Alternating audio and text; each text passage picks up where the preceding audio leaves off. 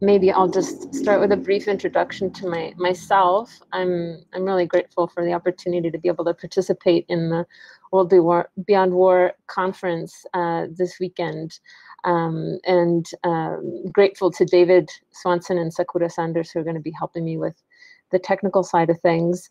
I'm an associate fellow at the Institute for Policy Studies and involved in their mining and trade project, and previously worked for about Canada. Experience with corporate research has really come from trying to build strong amongst organizations in mining affected communities, mostly in Latin America, but working very closely with organizations in the US and Canada, and sometimes in Europe. And I just want to recognize and appreciate the presentation from Daniel Sullivan from the London Mining Network, talking about the Marshall Mining Report. Mining, and this is really the focus of my work, but it's just a part of the cycle of destruction and violence that makes up the military-industrial complex, and that itself is a really highly militarized activity, in which land and environmental defenders are increasingly finding themselves under increasing surveillance and threat from police, military, paramilitary, and illegal armed groups, all of whom are taking advantage of arms trade and the systems that hold it in place. Anthony is with us. I thought maybe this could be a chance to do. I don't think he's joined us yet. I do see, and just to remind you all that might have just joined, that I would love it if you could fill out the polls that we have running to give me an idea of your background and interest today and how you're using corporate research, which is a first step for thinking about how to do it, and to invite you to put any questions or comments or other resources into the chat for this session. Maybe we'll just started with some of the basics and sort of an introduction to what I'm going to share today, and I'm going to provide a bit of a basic overview, and just to preface this, that often this takes longer. I'm going to provide a preliminary introduction to the strategic corporate research tool that I've learned to use over the course of a number of years, and that I helpful for doing this collectively and working with others to apply corporate research in organizing spaces. I'm hoping by the end of this hour that you'll have a general idea of the components of the tool and be able to explore it more on your own, and have enough information and tips to be able to start a preliminary investigation, a publicly traded company. We can talk about a few places to go for privately traded firms, but that's where we're going to focus our energies today. And with Anthony's help too, we'll discuss some other tools to this approach to corporate research, and hopefully hear some thoughts about how this might be helpful in anti-war organizing and organizing against militarization of borders and police forces, as you're all involved in. Just to get started, of the strategic corporate research tool that I've learned to use on this to Tom Juravich, a professor at the University of Massachusetts in Amherst, who developed this democratize corporate research amongst rank and file workers. He's a labor studies professor and specifically working in labor struggles, but has developed a tool that is really useful across struggles, and explore to, and I will share the screen of the page, but you're invited to also go to the website, which is listed there. And just to preface this part with, you know, getting into corporate research can sometimes for folks that haven't done it before seem like an aspect, and there can be a perception that it's hard to find this information, but in fact, in strategic corporate research, the problem isn't the information. In fact, there can be an abundance of it. The bigger challenge can be how to organize it and make sense of it, make it useful to our work. And so we're going to work through sort of the basics of getting into an investigation first. Just to describe a little bit, like, what does this tool offer? So what are the very basic components of this tool? It, just in very, very general terms, a step of questions to be asking ourselves about what information do we need to be able to get a basic understanding of a company in the context in which we're interested to analyze its role, its power, its influence, and the problems and abuses associated with it. And then a framework in order to organize and analyze that information to enable a more comprehensive understanding of a company in the context of, in this case, the military industrial complex, as well as the particular state and area in which. So the idea here is we're going to dirt on a company, but also to kind of understand the logic of how the corporation is operating and have a framework for doing that. And then the overall aim, of course, is to take that information into our action. And so there's some guidance, general guidance in this tool about working together to identify pressure points and vulnerabilities that might be useful. And I just want to get, and I'm realizing I'm not able to see the screen right now, so I'm only able to see my presentation. So Sakura, please, if there's questions or comments, or if you're not hearing me, please shout at me. we can see your screen. It says starting an investigation right now. Okay, great. So in this kind of first section, I'd like to invite you to sort of the principles and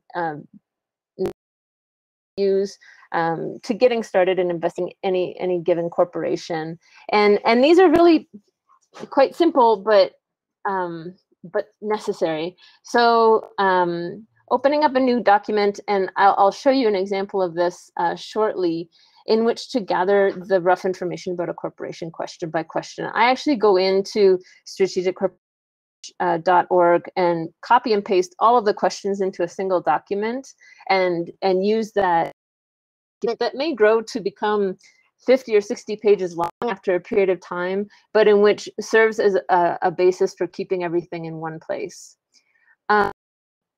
Making sure that you're keeping references of every piece of down. This may seem like a pain at the beginning, but you'll be so grateful later on, especially because this can become a really useful document for coming back to and updating over a period of time. Being able to quickly know where you got each piece of it can become necessary, especially when we're dealing with big corporations and are concerned about, you know, the veracity of the information we have and being able to substantiate, be that in media work we might be or claims that we're making in public. This can be very important. And because corporate research can be a bit of a rabbit hole, and it is time, respect your time, the resources that you have in any given moment. And so even though you'll see, and we'll look at the web page too, that there's a long list of 24 questions, each with sub-questions. So there's a lot, there's a density of the investigation that you're invited to do with this tool, but don't feel like there's any obligation either to work in the same order that they're provided in, or to be thorough. To stay focused.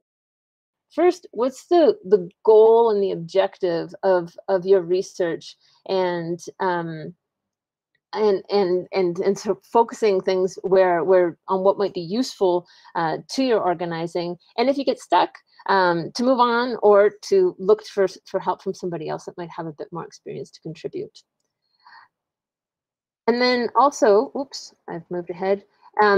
It's important to see this as a work in progress. I think there's an opportunity and invitation with this tool, and especially by organizing it in a clear way, enables us to time and also to come back and update information for periods of time. And I tend to do my corporate research in coalition and with a group, and that just makes things a much more rich and worthwhile experience. So I just want to minimize this because I'd like to see what's in our chat if I can. Okay, so Anthony hasn't joined. That's fine. I do want to see where we're at with our polls, and I see that so we've got a good balance of folks that have done quite a bit of corporate research, and some of you that are thinking about getting started, and quite a focus on U.S. and Canadian companies and a variety of uses in our work. So I'm going to go back to sharing my screen, and we will start to look at, just go back here. Okay.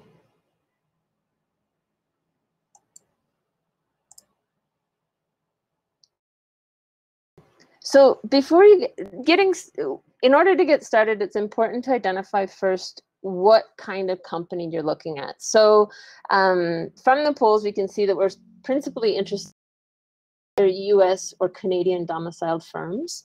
And knowing that in the arms trade and defense industry, that we may have, you know, for instance, that are controlled or owned from the US as well. Whether or not we have a publicly traded or a privately held firm. So does the company trade their shares on the stock or not? There are tools, and you will see in strategiccorporateresearch.org that there are a set of questions and sources of information for privately held firms. It's not limited to publicly traded, even though that's what we'll focus on today. And to look at the corresponding set of questions on the website and first gather the basic primary documents. What are those documents? There's a variety of sources that we're going to draw from, but when we're talking about publicly traded companies, because they're traded on the stock exchange, they're obliged to file quarterly and series of reports. And that can be quite a rich source of information that is directed towards the interests of shareholders and investors principally. Of course, it's going to be slanted from the perspective of the company, but these are an incredible source of information that will help us get our investigation underway. Talking about Canadian or US publicly traded firms, there's two basic databases of all of these documents that we can first go to, and the first step is to go to one of these two sites, depending on where the company is listed, whether on the New York or the Toronto Stock Exchange, and to download the respective documents, and we'll discuss what those are in just a minute. If you come across a company from want to go to Companies House, and I've listed here a tool that was put together by a journalistic outfit, the OCCRP, which provides a list of databases for countries all over the world, and an annotated description of each of those databases in terms of both, you know, the Korean or the Japanese or other stock exchanges, what language materials can be found in, and Open Corporates is also a database that gathers information from publicly available documents all over the world, and can be another source to go to for getting basic information about companies. But we're going to look at EDGAR, which is the Securities and Exchange Commission, to look at a particular company in just a moment, General Dynamics, and just to underscore again that, you know, there's a real abundance of information that's available when we're looking at publicly traded corporate. Two basic documents that we're going to want to download about a publicly traded company that we're for. In the case of the US, will be the annual report, or the 10K filing, which isn't the same thing as the annual report that companies put out with the flashy photos and images in it, although it's also worth having that and taking a look through it too. But this is the filing in which the company is going to detail in quite a bit of specificity information about where it's located, at the different properties and facilities it has around the world, any legal actions that it has, and other risks that it might be facing as a company, as well as its financial information, and other aspects of company operations. And the proxy form, or Schedule 14 in the US, or the Management and Information Circular on SADR in Canada, is going to have quite detailed biographies of company management and the board of directors, as information about their board, their compensation, and beneficial shareholders. So shareholders that hold over 5%, that's in the case of the US, or over 10% in the case of Canada. Two basic documents that we're going to want to look at first, amongst others, and we'll touch on what those are too. But I'm going to change screens here, and we're gonna look at an example. Okay, so let me get over to Chrome.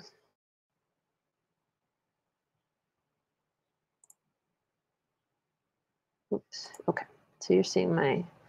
All right, so now let's walk through this a little bit, and I would go to this website. This is strategiccorporateresearch.org. And we're going to scroll down here, and you'll see that I have options depending on where's the company I'm domiciled that I'm interested in looking at. In this case, if you're interested in the US, you're going to see here that there's sets of information of both question guidelines as well as sources of information about how to answer each of those questions for both publicly traded firms, privately held firms, and for the nonprofit and public sector, which we're not going to get into today. And you'll see the same options in the case of Canada, and fewer options in terms of what's been set out so far in this tool. We're going to go to US publicly traded firms. And just open this up so you can see how this is laid out. So there's some general guidance on which documents you're going to be looking for on the Securities Commission exchange. And along the right-hand side, the set of links for each set of. There's a list of 24 questions for each type of company that we might be looking at. And each question is going to have, if we open up basic, a set of sub-questions, and then some guidance on where to go to answer those questions. And so, you know, on your own, this tool really focuses on publicly available information. There are, in some cases, some suggestions on where you can go for based services and other tools, but it's meant to be based principally on publicly available information so that all of us can at least do basic corporate research. And in fact, there's a tremendous amount generally available in the public sphere, especially about publicly traded corporations. So you'll see here, and I'm just going to switch screens to what the first step, as I mentioned, for me, is always to just copy and paste all of the sections of questions into a doc. And here I've put this into Google Docs. I like to work with other people to organize the questions and the answers, and a group to work together at the same time. And I'm going to share a little bit and then highlight a few of different websites, all of which are referenced in the Strategic Corporate Research tool, but that I think are worth highlighting for our purposes, and especially for research of companies involved in different aspects of the defense industry and the arms trade. And so I've started, and I haven't gone through everything here. I'm going to scroll up to the top. Dynamics Corporation, which I understand to be, and I'm not at all a specialist on corporate research in this area, but I understand to be one of the biggest U.S. Defense contractors and corporations in the industry.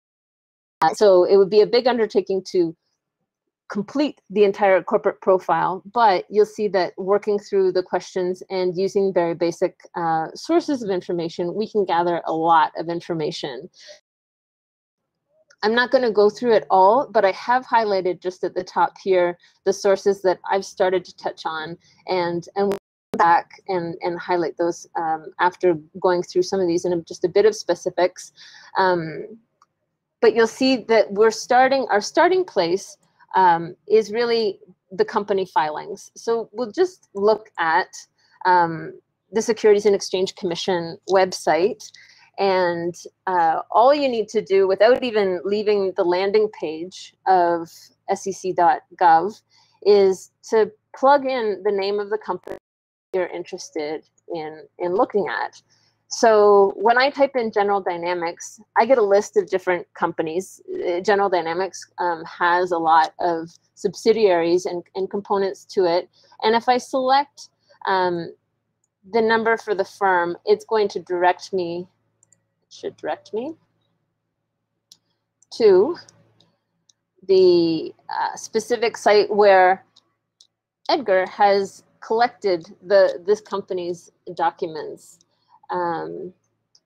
So we'll see here that immediately I'm provided with some really basic and helpful information about the company from the get-go in terms of its address and its location in Virginia, although it's incorporated in a different state in Delaware, and its latest filings, as well as selected filings. So we said that the most important filings that we want to be able to look at are the 10K, which is the annual report, which is going to have a whole whack of information,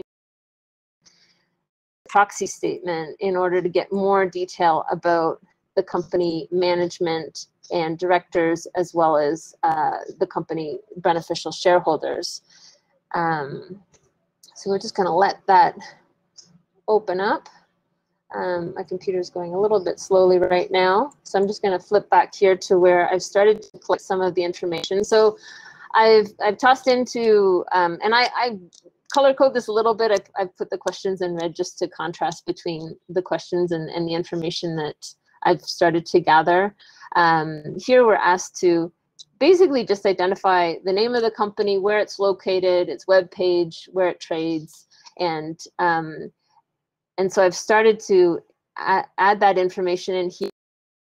Also interested in the sections of the company that are in Canada.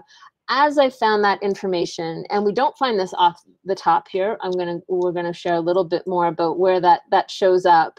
I've started to collect information about some of the Canadian subsidiaries of this firm as well. And I can see that this is now loaded.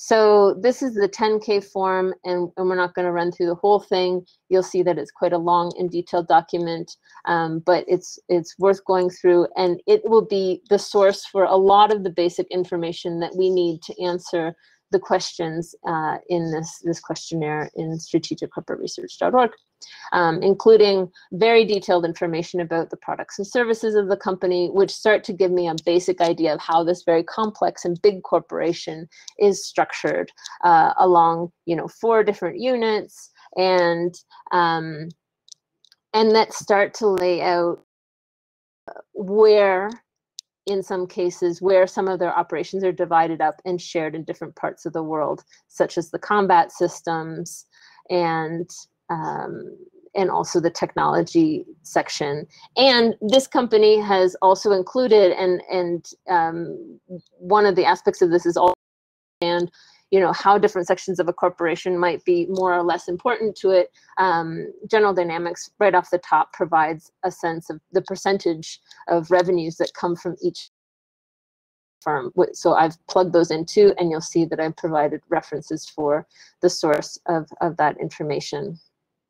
And it continues. So the next section, militaries, but I want to jump down to subsidiaries, because for knowing that we've got a mix of folks here interested in both Canadian and US firms, we're going to look at some of the tools that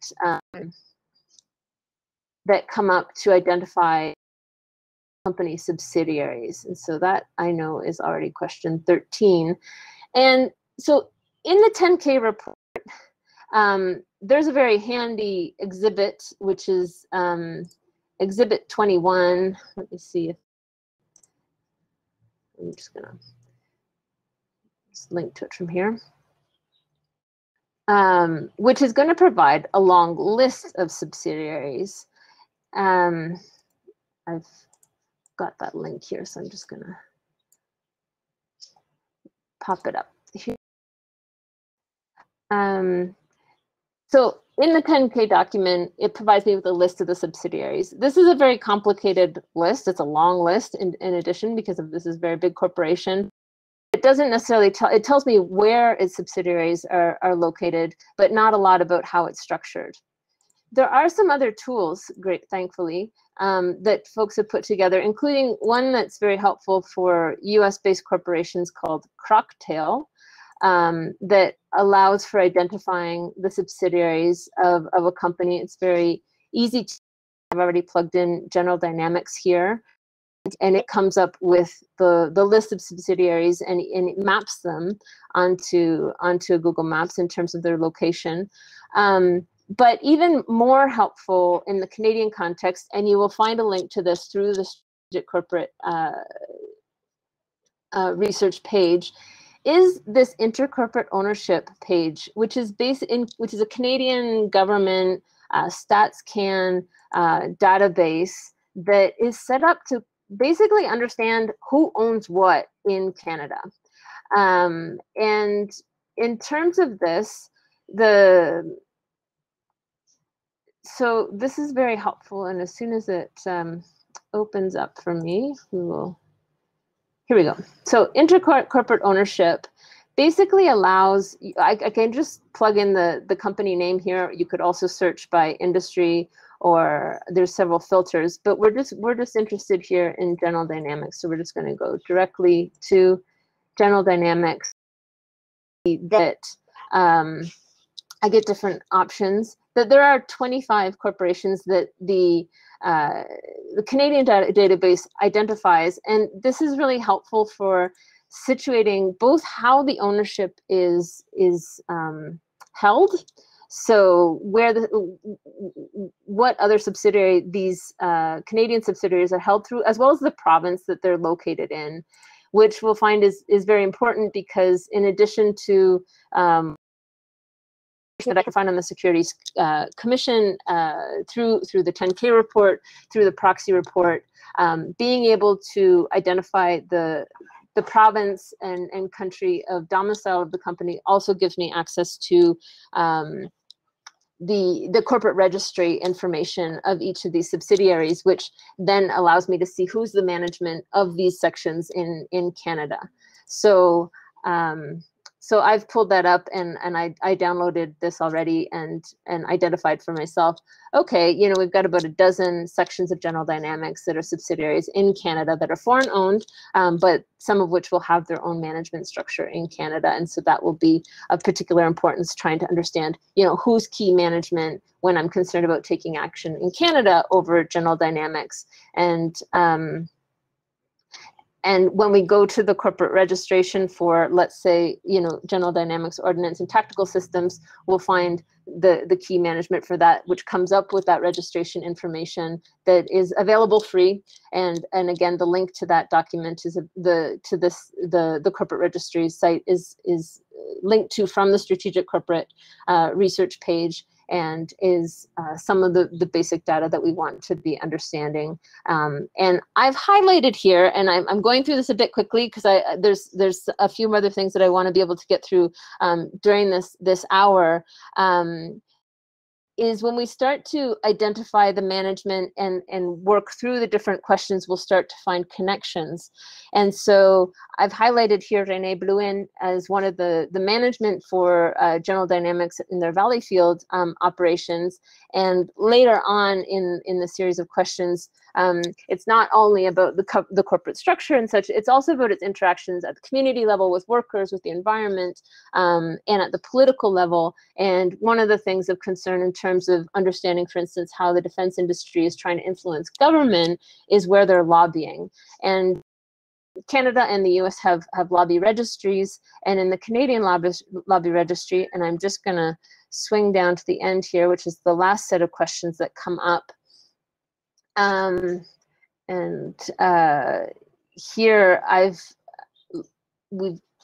the Canadian Lobby Registry allows me to see that René Bluin is a key lobbyist for General Dynamics in Ottawa, as is another. So here is quite simple. Let's start over, and we'll just put in General Dynamics. I already have, and we're going to go right to General Tactical Systems, and we'll see that as soon as this comes up, here about René Bluin being the Vice President and Director General of this section of General Dynamics in Quebec. I have information here about other senior officers in the company, and if I go to the communications reports, I'm going to start to get information about who they're talking to and what they're talking about. And just to highlight, sort of by way of interest, I also noticed that one of the other lobbyists for General Dynamics in Canada is Rick Moorcroft, who himself is a former public servant and who has recently been lobbying in Ottawa about the light armored vehicles. So there's a lot of different information that we're going to be collecting bit by bit, and that, again, all of these I'm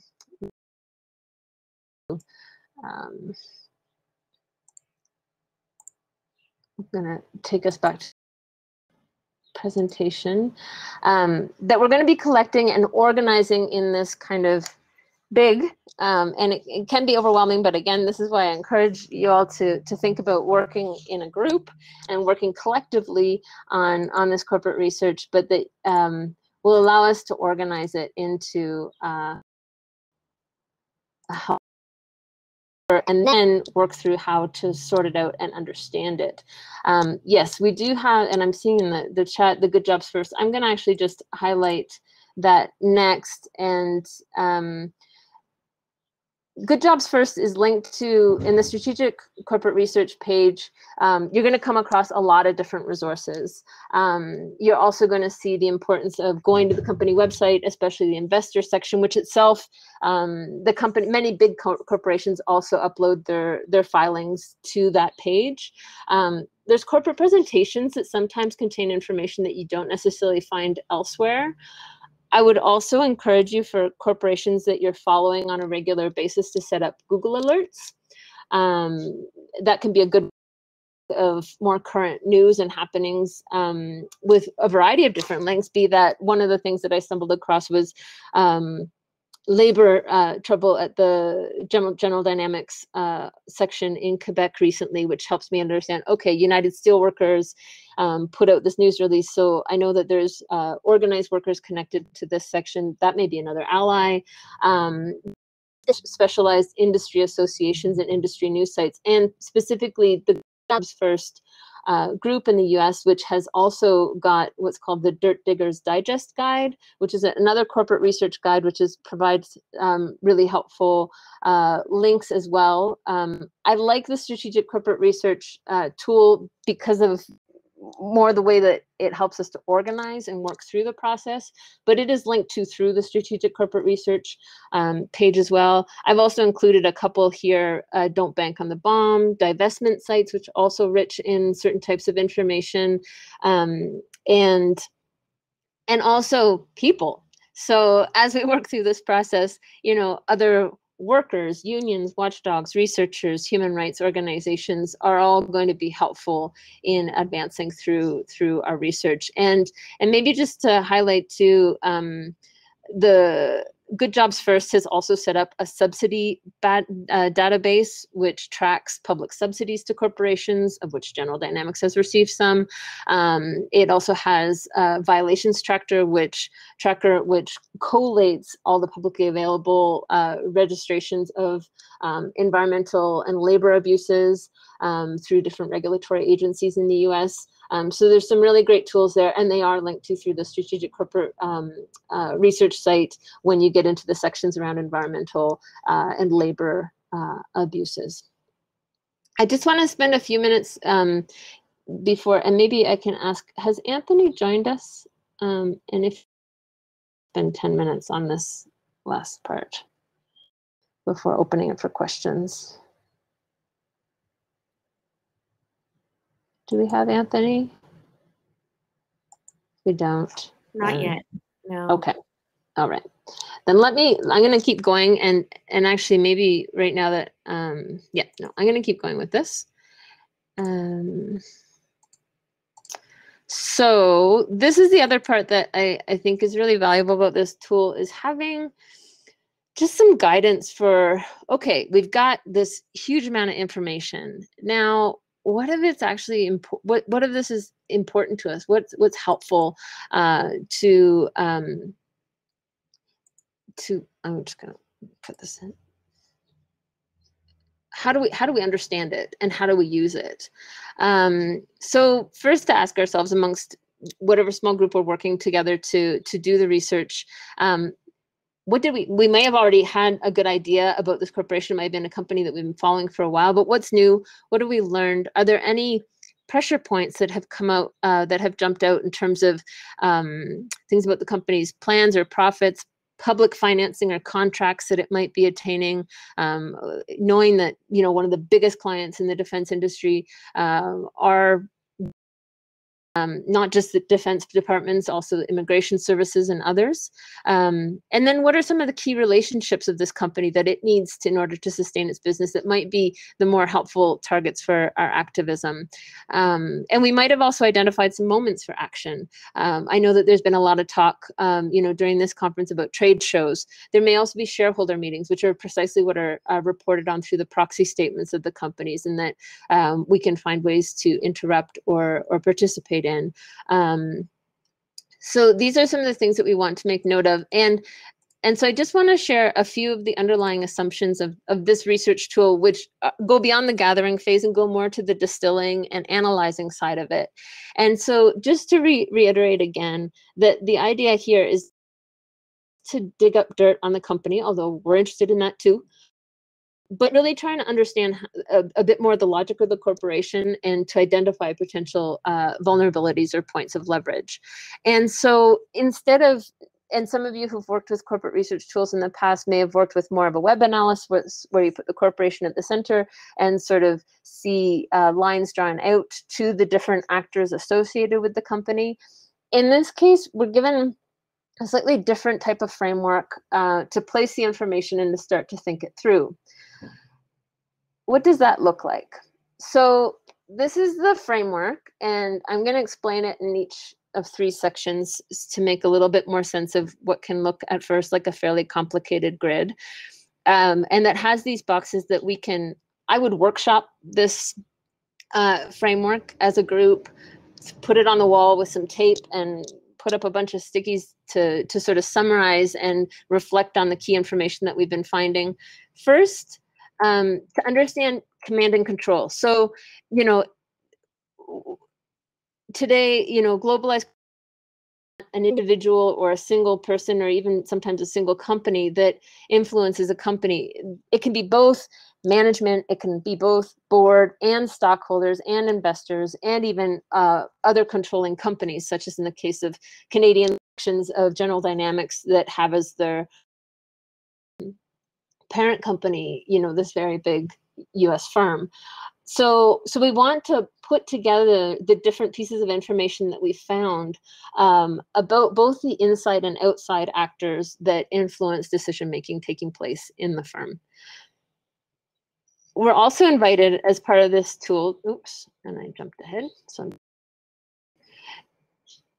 to look at company operations, thinking about both the local section and the global context in which it's operating. So here you'll see specific information. This is where we're going to plug in the financials, the particular products or services that might be coming out of a given section of a firm or of the firm itself, as well as aspects that have to do more with, supply chain, who's going to receive these products or services, how are they actually getting there, and who's involved in that process. Some of this information is going to be obtained through closer work with workers and communities than is always necessarily available in the company's own documents, and realizing that in the defense industry and the arms trade, there is a lot of secrecy often about the supply chain itself.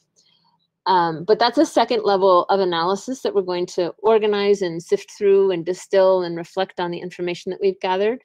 And then also, and this is often where we have the most opportunity to act in terms of the outside stakeholders, which includes labor, occupational health and safety, violations and connections. I know there's been a lot of important reflection this weekend about the relationships between war and the environment, between the arms trade and the environment, between the climate crisis and the military industrial complex, other regulatory and legal issues that might be arising, as well as community relationships and the political nexus that I mentioned. And talking to Anthony, it's unfortunate that he's not here at the moment. I mean, one of the recent news that he mentioned to me, and understanding that in the Canadian context, that the Canadian Commercial Corporation is very important in terms of Canadian state support to the military industrial complex, that recently the president and CEO of the CCC moved into a section of General Dynamics, their mission systems office in Canada. So that might be something that we want to bring up in our active, whether that be through media work or other forms of action. So we're invited to do that sort of sifting and reflecting process, and then to think about different aspects that are important motivating factors for the corporation, and that might help us to also identify other points of leverage or action in terms of understanding where the company is making its profits, what it's anticipating moving forward in terms of profits, and how it's looking to expand its operations. I noticed in terms of General Dynamics, it seems like on the technical, technology side of things, or the IT side of things, there seems to be a point of expansion that also has important relationship between the US and Canada.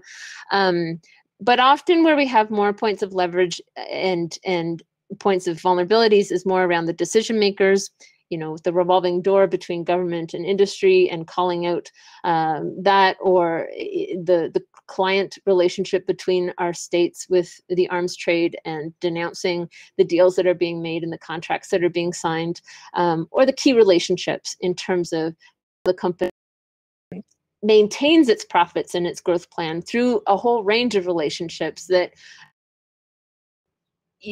may also be very much with the workers, or with communities in which they're operating, in which we may have a greater opportunity to act and organize. So it's by going through these different layers of analysis and sifting through all of this information that we've gathered, we're going to start to come up with ideas around possible vulnerabilities or pressure points that we can then act on. I'm gonna just you'll have available this presentation But I have sort of to think through each of these things, and especially thinking about the latter 2 points. So less so about, you know, the profits or the growth plan of a corporation, which I the hardest things for us sometimes to take action on, that we may have more opportunities to influence or pressure decision makers and or key relationships. So these are just some guiding questions to kind of spark our thinking about the possible different actors that are influencing the decision making of a company, both inside and outside, managers and directors, as well as shareholders or investors, banks that are providing loans or other sources of financing, government connections that we can call out. And similarly, the whole range of key relationships that can take us into spaces that we have more access to sometimes, in terms of the contractual relationships, but also the relationships to workers and communities. And I know that there's been important actions that have been coordinated with longshoremen unions to try to block arms sales and or arms transportation. And so it's exploring this in the widest way possible to identify possible areas for us to act, and then to prioritize, to look ideas that we might have, and then to prioritize them in a way that we can carry out and follow up on. I'm just gonna skip past this because I'd like to have some time for questions. I feel like I've talked a lot. Just a few different thoughts on action planning and in really, really general terms, and I will leave the specific to you all who are more deeply engaged in movement building against militarization and war. But here, you know, that part of the concept on which strategic corporate research.org is based is this idea that, especially in this area of neoliberal globalization, that there isn't a single silver bullet, that having a range of coordinated actions provides us with the best chance of building power from the ground up and building strength in our movements, be that against a specific corporation or against a specific deal that our governments are doing, of which these corporations are the profiteers, or against a war in its totality, that having a range of strategies will enable us to help build that strength. And as I mentioned, that this idea of working from the margins. So Tom Jervich often used this analogy of the basketball game and the importance of sort of the, I'm not going to require the name of the strategy. Zoning, and working from where we can, where we have most access to workers, to communities, to build strength from the ground up, instead of thinking that we're going to go right after the corporation and have success, especially with some of these enormous firms that have tremendous power and influence in government and with governments, and to, you know, be constantly demystifying the myths that are built up around this industry and these corporations, and that sometimes these symbolic aspects and our symbolic commitments and values are what is our real strength. And this process of corporate research can often provide us with great amount of information and strengthen our arguments in order to be constantly providing new fodder for these long-term struggles that we're part of. And just the importance of ally building. And I think this sort of research is helpful for identifying where there may be strategic allies to be built. I mean, understanding the subsidiaries, the lay of the land, where this corporation is operating, we can think about building allies in these different communities and places, or with the unions that are involved in organizing those workers and such. And that having it organized in this sort of systematic way can provide us with a place to come back to as a group, to keep updating the information, keep adding to that we might not be able to answer from the get-go, and to build the sort of corporate profiles that will continue to fuel and feed and inform our activism. So I just want to leave it there because I do want to leave a little bit of time for questions and comments, and I hope that it's been difficult to follow the chat at the same time. If there's any other resources that you'd like to share, this would be a fantastic time to do that. Okay, so if anyone has questions, go ahead and put them in the chat. Or if they want to ask the question in person, just indicate in the chat that you want to ask it, and we can call up your profile so you can be seen like I am right now. Here, I'm just going to list some things that were asked earlier. Oh man, all my returns didn't get in there. But anyways, so one person asked that they looked through the Strategic Corporate Research website, and the Canadian public sector is under development, that part. Do you have any idea of when it'll be available? The Canadian public sector? Ah, that's a good question. So not in terms of the corporations, but rather the state controlled. I can ask though. I will follow up with you.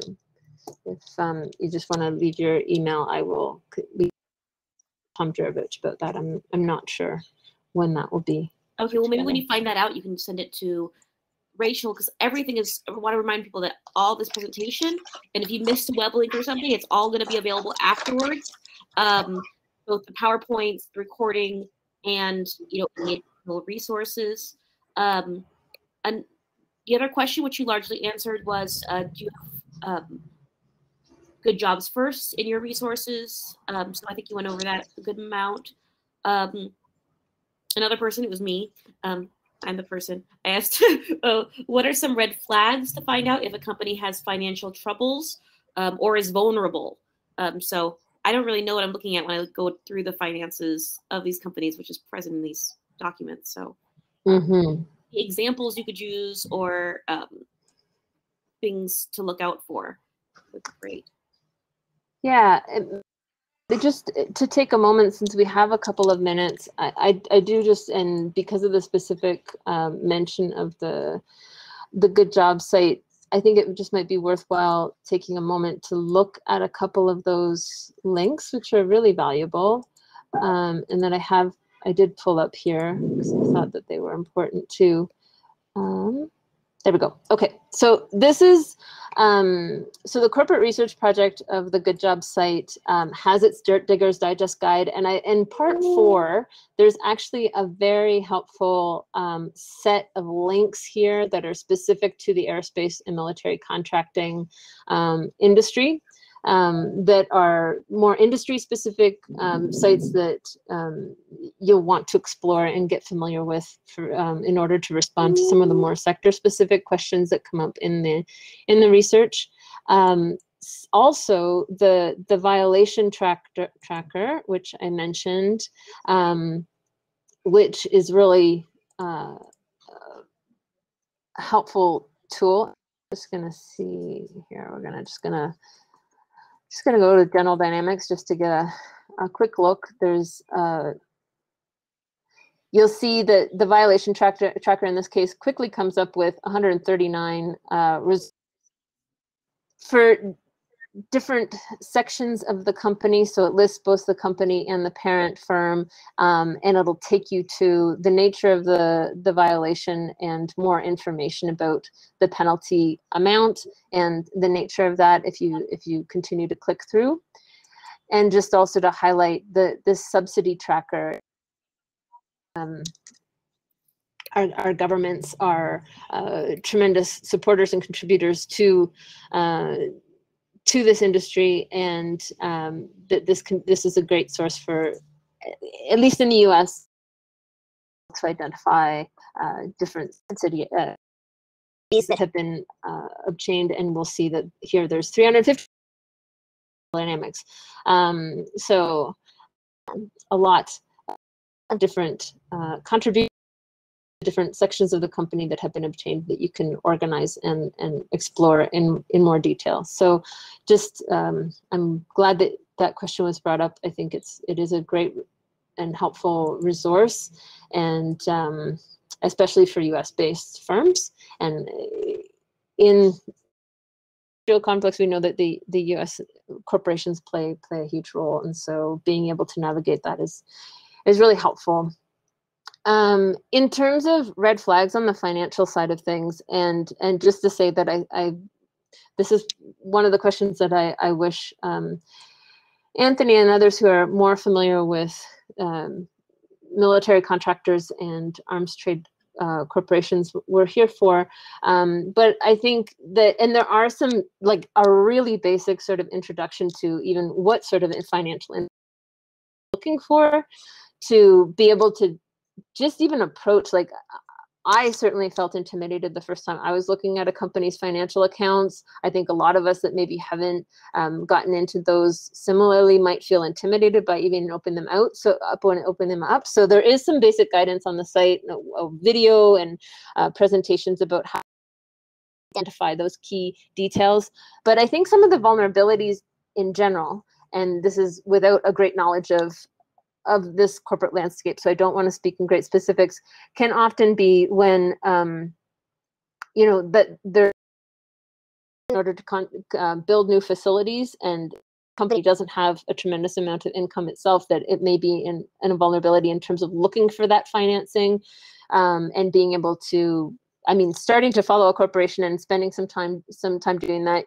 I think one becomes aware of when those key moments are coming up, when a company might be looking to expand or to build something new that requires an injection of financing. That can be a vulnerable time and a point at which organizing against those possible sources of financing can be a really good moment for action.